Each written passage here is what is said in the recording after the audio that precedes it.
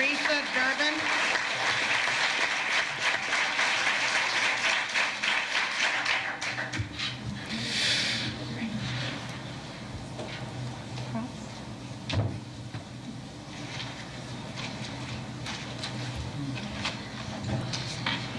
My name is Teresa Durbin, and I live at 2259 Rolling Hills Boulevard.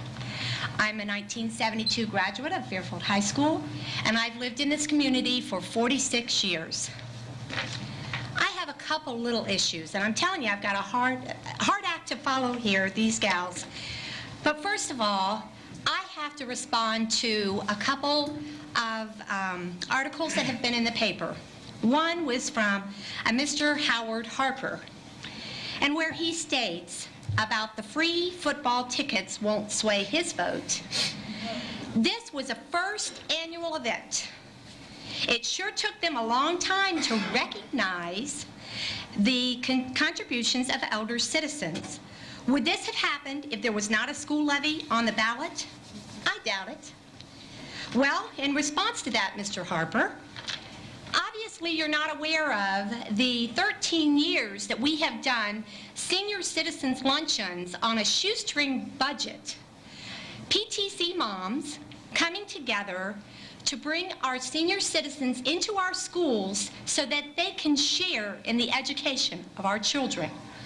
Obviously you're not aware of the Reads program or the Host program, or maybe you're not even aware of the Pot of Gold at the intermediate building. All of these welcome our senior citizens into our schools.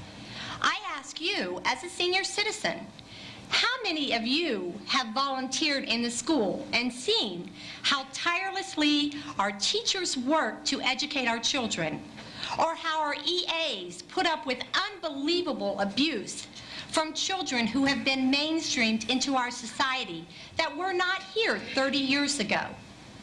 I ask you and I beg you, tomorrow, go to one of your neighboring schools and ask to volunteer.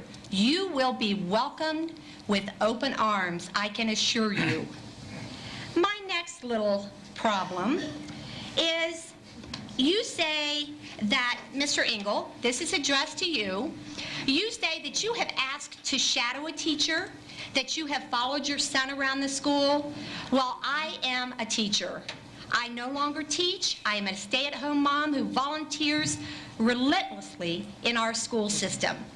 I can tell you as a teacher, I would not want you following me around, harassing me, misquoting me, and making my students feel unwelcome and uncomfortable. And that's what I say to you. Secondly, you talk about vandalism to your signs. You get put in the newspaper on the front page more times than I even began to say. When my poor 75-year-old mother put up a large levy sign in her yard, only to have it vandalized by the care group. We took the high road. My mother said, don't wallow with them. Take the high road. Be bigger. And that is exactly what we did as a group. Our group, the Citizens for Fairfield City Schools, decided to take the high road and be the bigger person. This year, my poor little 75-year-old mother was afraid to put a large sign out in this levy campaign. She put a small sign out. Guess what? It was stolen. Now, you're not the only one being victimized or harassed, because we too are feeling it.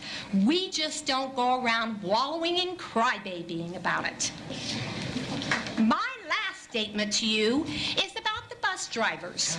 Well, Mr. Engel, your little flyer today, which littered half of Fairfield, went out today, and your little statement was, let's see.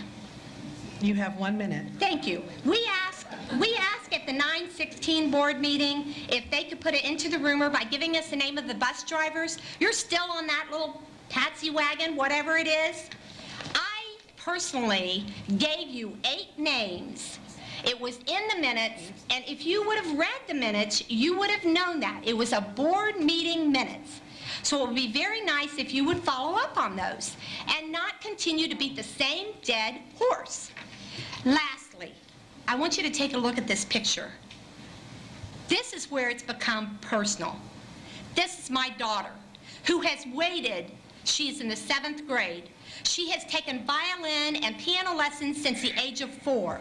She has waited to be a part of this wonderful system that Fairfield City Schools offers. And once again, you want to take it away from her. What are you doing to be a part of the solution and not a part of the problem? Teresa, your time is up. Okay, in closing,